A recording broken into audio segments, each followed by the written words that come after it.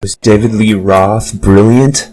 Let's talk about it. In terms of being a great singer, I don't think there's a lot of people who are going to argue that David Lee Roth goes up into the top 10 of anybody's list. He's not known as being a tremendously powerful vocalist. He doesn't have an incredible range. He's not operatic. He's not a legendary singer. But on the other hand, if you try to imagine early Van Halen without David Lee Roth, it's tough to do. This is because Roth carved out an identity for himself that is so strong and so powerful and so influential that it almost matches Eddie's contribution to rock and roll. In fact, in many ways, it does match Ed's contribution to rock and roll. And that was exactly the challenge that was in front of David Lee Roth as he became the frontman for Van Halen. Put yourself in his shoes.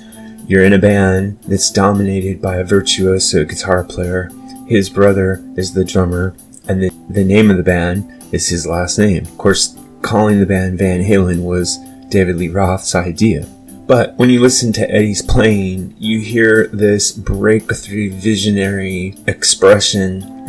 His playing was so new at the time that it was like an atomic bomb. And you had to find not only a vocal performance that could do it justice, but you had to have lyrics that could go along with the zaniness and freedom and party sound that Ed had going on in the early Van Halen records. So I don't think anybody would say that Roth did a bad job confronted with this challenge. In fact, he hit the ball out of the park. But in addition to writing good lyrics and delivering a good studio performance for the early Van Halen albums, he also created a persona, a visual that matched Ed's playing.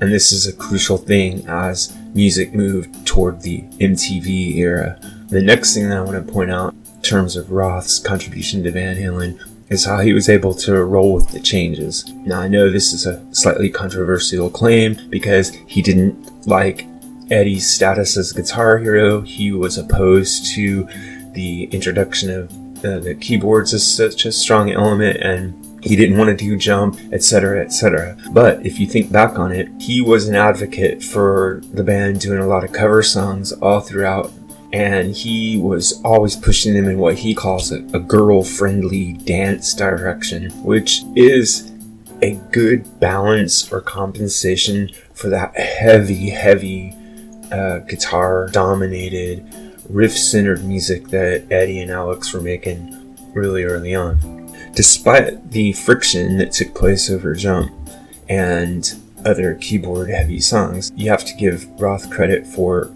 doing an incredible vocal performance for Jump, writing really memorable, instantly contagious lyrics for it, and then delivering a superb video performance. In fact, it's the video that really pushed the song over the top as far as its popularity goes. And if you dig into a little bit of the history of the video, you'll find that Roth had a very strong influence over the way it was shot and the way it was edited and the whole concept behind it. And his instincts about how to present Van Halen visually were spot on because they dominated MTV. The last thing that I want to mention about David Lee Roth is his ability to create a vocal excitement even though he doesn't have the world's greatest natural voice. And what he does here is he incorporates spoken words and pseudo raps and whistles and sound effects, and he really puts his vocals into the context of a rock and roll character.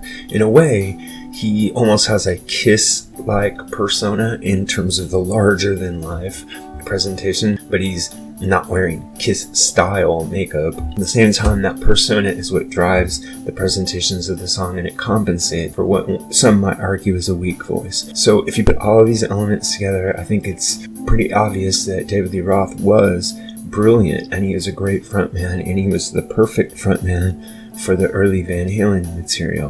Whether or not he had a strong voice isn't the issue. He compensated for that in 100 different ways, and he brought himself into an equal level of contribution to the band with Eddie and Alex, and I think for this he deserves a lot of credit. That's what I think. And if you have a thought on this or any other issue connected to contemporary or classic music, please comment in the section below. Remember to like and subscribe. Thanks a lot.